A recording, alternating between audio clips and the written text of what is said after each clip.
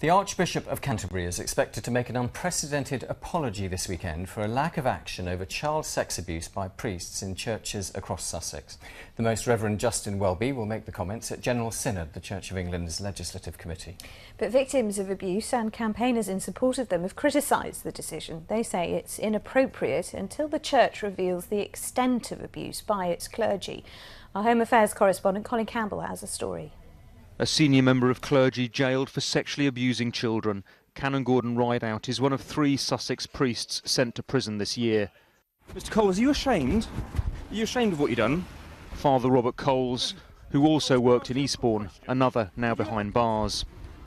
It is the failure of the Diocese of Chichester to protect children in its churches that's prompted the new Archbishop of Canterbury to make a formal apology, but some say the timing is wrong. A public apology normally comes after there's been a process of understanding what happened, how many victims there have been, in this case of child abuse in the church.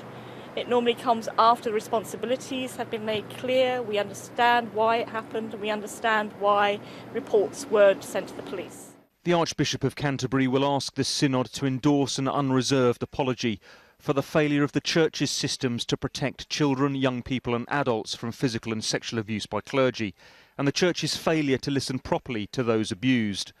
A survivor of abuse, Phil Johnson, is one of the many who were not properly listened to. His abuser, Roy Cotton, escaped justice and was allowed to continue working when he posed a risk. I first came forward as long ago as 1996, and I made allegations against 5 different individuals at that time.